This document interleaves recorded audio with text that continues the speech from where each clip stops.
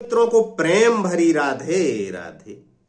प्रेमानंद जी महाराज से मिलाने का झांसा देकर आगरा की एक मासूम लड़की का मथुरा वृंदावन के एक युवक ने बलात्कार कर दिया।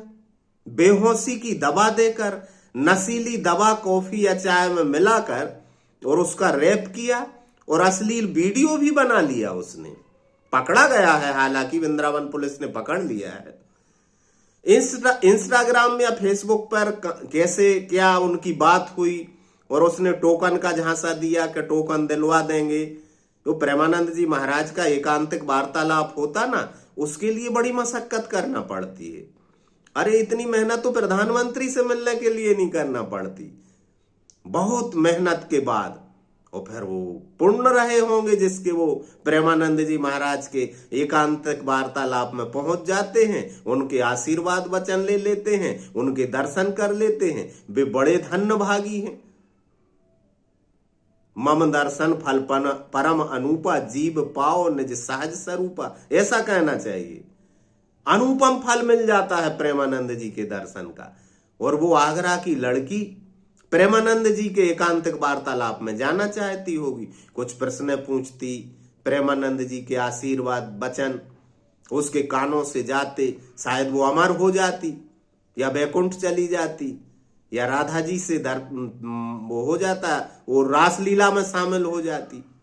उसकी कामनाएं रही होंगी और कामनाएं वहां कहां तक ले गई उसे कि सोशल मीडिया के जरिए और वृंदावन में भी राक्षस पल रहे हैं क्या? वो तो भगवान श्री कृष्ण की जन्मस्थली है मथुरा वृंदावन, उनकी क्रीड़ा भूमि है, उनकी लीला स्थली है और वहां ऐसे राक्षस पल रहे हैं। ग्वालवाल और गोपियां और रसिक नहीं, श्री कृष्ण के भक्त नहीं, वहां ऐसे दरिंदे भी पल रहे हैं। होटल में काम करने वाला उससे बात करता है, मिलता है, होटल में ले जाता, नशीली दवाई पिला देता कॉफी में, फिर उसका रैप करता, वीडियो भी बना लेता। और इतना ही नहीं, आगरा जाकर भी उसका बलात्कार करता, वो वीडियो की वायरल करने की धमकी देकर।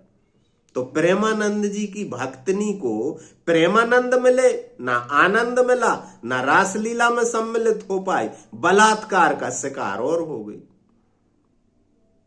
तो ऐसा मिलना क्या मिलना। और फिर ठीक भी कहा है भाई, संतों के दर्शन तो करना चाहिए। भाई मैं ही हूं अभागा जो कभी किसी संत के दरबार में नहीं जाता, मैं अपने ही दरबार में रहता हूं। लोग भागते हैं दसों दिशाओं में, मैं अपनी भीतरी 11वीं दिशा में भागता हूं। जब मन होता है सिद्धों के दर्शन करने का, संतों के दर्शन करने का, तो मैं अपने आप को ही सिद्ध मानता हूं, अपने आप को ही संत मानता हूं।